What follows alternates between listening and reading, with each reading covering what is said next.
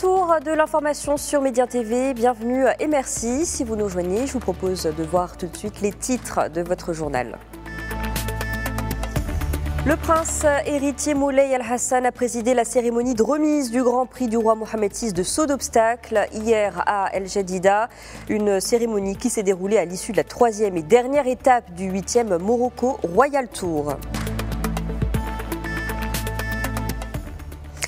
Le secrétaire d'État américain Rex Tillerson était en Arabie Saoudite et au Qatar ce week-end. Une visite destinée à endiguer l'influence iranienne en Irak, mais également résoudre la crise qui oppose les pays du Golfe et le Qatar. La nomination du président du Zimbabwe, Robert Mugabe, en tant qu'ambassadeur de bonne volonté à l'OMS a été annulée hier. Une annulation faite par son directeur général dans l'intérêt de l'Organisation mondiale de la santé. Les explications dans ce journal. Le prince héritier Moulay Al Hassan a donc présidé la cérémonie de remise du Grand Prix du roi Mohamed VI de saut d'obstacle. C'était hier après-midi au parc d'exposition Mohamed VI d'El Jadida. Une cérémonie qui s'est déroulée à l'issue de la troisième et dernière étape du 8e Morocco Royal Tour. Un concours international de 4 jours qui s'est disputé dans le cadre de la 10e édition du Salon du Cheval. Férouz Bentaleb nous en dit plus. À son arrivée, le prince héritier Moulay Al Hassan a pris place à la tribune d'honneur d'où il a assisté aux épreuves du Grand Prix remportées par la cavalière belge Virginie Tonon, montant high-tech vaille de septembre. Au terme de la deuxième manche qui a connu la participation de 12 cavaliers représentant 6 pays, à savoir la Belgique, la France, la Suisse, le Qatar, l'Égypte et la Jordanie. Au terme de cette compétition, organisée par l'Association du Salon du Cheval, sous l'égide de la Fédération équestre internationale et la Fédération royale marocaine des sports équestres, le prince héritier a remis le Grand Prix aux vainqueurs. Le prince héritier a également remis les prix aux 4 cavaliers ayant pris les places suivantes au classement, à savoir dans l'ordre Pius Schwitzer de Suisse, montant Balou Rubin R, Mohamed Bassem du Qatar, montant Argélite Squid, Simon Delestre de France, montant Gain Line et Séverin Hilaro, également de France, montant Raja d'Artémis. En fin de cérémonie, le prince héritier Moulay Al Hassan a passé en revue un détachement de la garde royale qui rendait les honneurs. On reste au Maroc avec cette réaction de la Confédération générale des entreprises du Maroc suite aux déclarations controversées du ministre algérien des Affaires étrangères, Abdelkader Messaël. Dans un communiqué publié hier, la CGEM s'est indignée et a rejeté, je cite, avec force les propos irresponsables et les accusations infondées portées par le chef de la diplomatie algérienne. Dans le communiqué, la CGEM estime que ce sont des propos diffamatoires. La CGEM ajoute, je cite, que ces propos constituent une atteinte à la souveraineté des États africains et une agression à leurs organes de gouvernance. La Confédération générale des entreprises du Maroc précise que les banques marocaines sont présentes dans plus d'une vingtaine de pays en Afrique et qu'elles contribuent depuis plusieurs années au financement des économies locales et des projets d'investissement sur le continent. Je vous propose d'écouter Saad Ben Mansour qui revient sur la transparence de ces banques marocaines. Il est directeur de publication de l'hebdomadaire La Vie Éco et du quotidien Aujourd'hui le Maroc. Écoutez. Évidemment, c'est plus qu'absurde. Je dirais même que c'est ridicule. Il faut savoir qu'à l'image de l'économie marocaine, le secteur financier marocain, lui aussi, il est aujourd'hui pleinement intégré dans la finance mondiale. Les banques marocaines sont aujourd'hui en réseau avec les banques dans le monde entier. Elles sont dans des mécanismes internationaux qui veillent à l'intégrité, à la sécurité, à la transparence des transactions financières à l'échelle planétaire. Les banques marocaines aujourd'hui, elles lèvent assez fréquemment des fonds sur les places internationales. Pour certaines d'entre elles, elles emmènent dans leur tour de table de grandes banques étrangères de renommée mondiale. Donc tout cela fait que le secteur bancaire marocain est aujourd'hui scruté, surveillé, contrôlé, même comme toutes les banques qui se respectent partout ailleurs.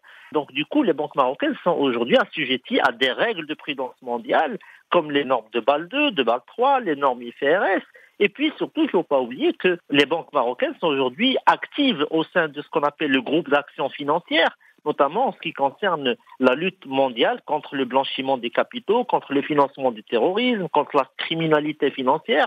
et j'en passe. Donc finalement, pour boucler la boucle, ces propos, je pense que en plus de l'absurdité, elle dénote surtout du niveau d'ignorance des b.a.-ba de la finance internationale, tout simplement. Je vous le disais en titre, le secrétaire d'État américain Rex Tillerson s'est rendu ce week-end en Arabie Saoudite et au Qatar. Objectif, endiguer l'influence iranienne en Irak, mais également résoudre la crise qui oppose les pays du Golfe et le Qatar depuis le mois de juin. Férouz Bentaleb. Le chef de la diplomatie américaine, Rex Tillerson, a assisté hier à Riyad à la première réunion de la commission de coordination saoudo-irakienne lancée par le roi Salman d'Arabie Saoudite et le premier ministre irakien Haïdar al-Abadi, durant laquelle il a tenté de mettre en musique les efforts des États-Unis pour endiguer l'influence iranienne au Moyen-Orient.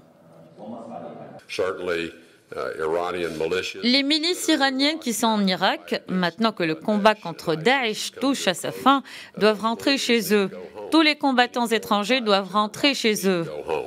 Face à son rival iranien, le royaume d'Arabie Saoudite a entrepris de se rapprocher de Bagdad, après avoir longtemps eu des relations difficiles avec les gouvernements irakiens à dominante chiite et proches de Téhéran à s'être succédé depuis 2003.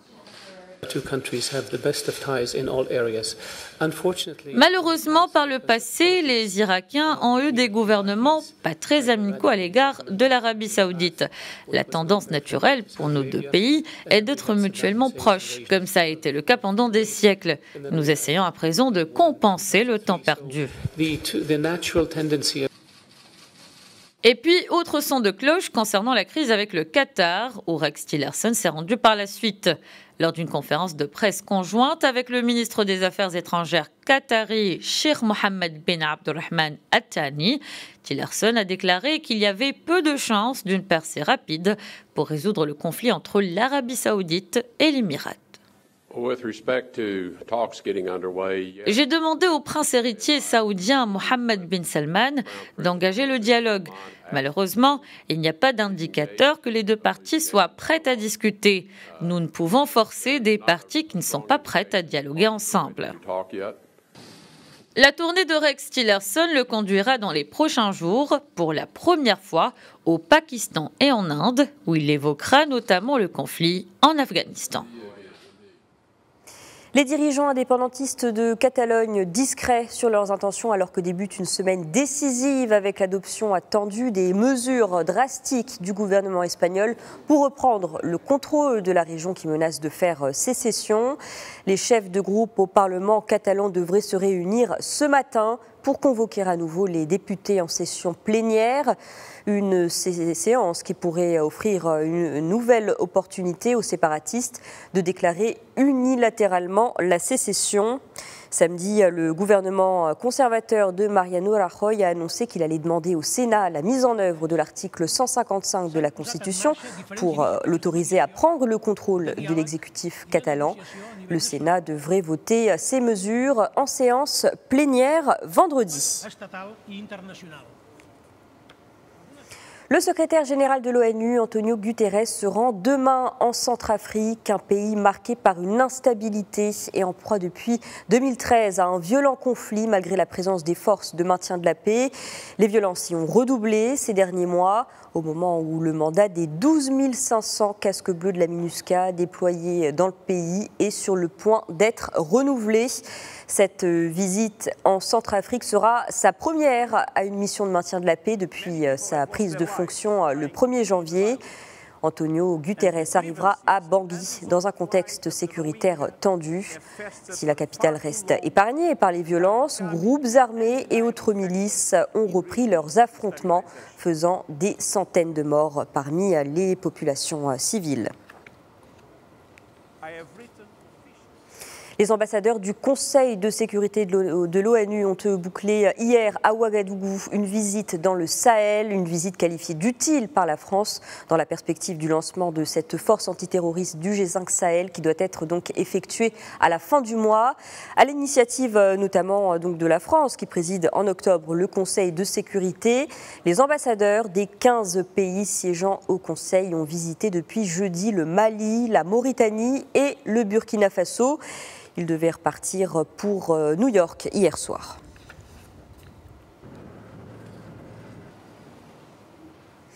Violence au Nigeria. 3 femmes kamikazes se sont fait exploser hier soir à Maïdougouri, capitale de l'Est du Borno.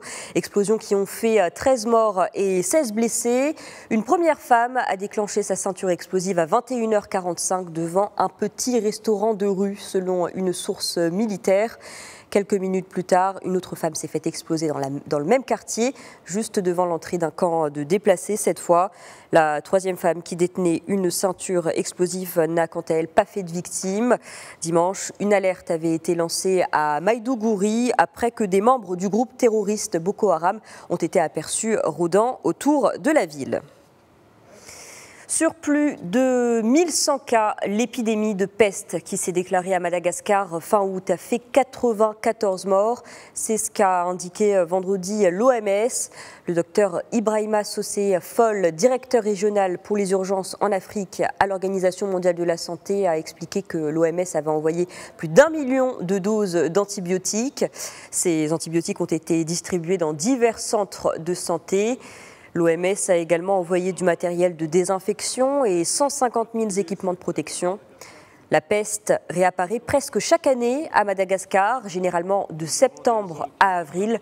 Mais cette année, selon l'OMS, l'épidémie a débuté dès août et s'est propagée aux grandes zones urbaines, contrairement donc aux épidémies précédentes.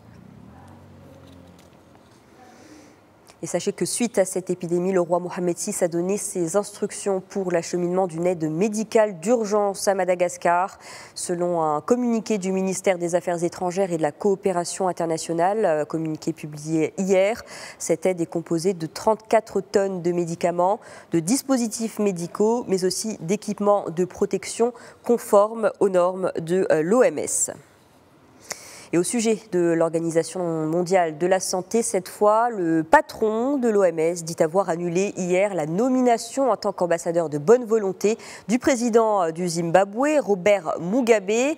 Tedros Adhanom Ghebreyesus a expliqué qu'il était donc dans l'intérêt de l'agence de l'ONU, donc après la controverse provoquée par sa décision d'annuler cette nomination.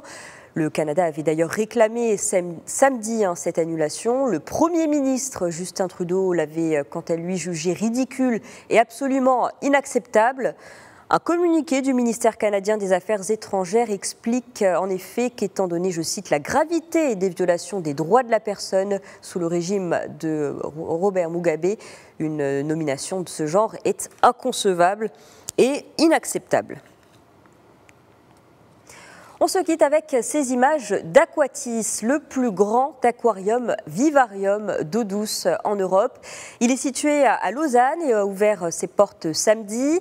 Cet établissement de 3500 mètres carrés abrite 10 000 poissons venus d'Afrique, d'Europe. D'autres viennent également d'Océanie, d'Amérique et d'Asie. Crocodiles, dragons de Komodo et serpents figurent également parmi les nouveaux habitants de cet établissement, donc Aquatis.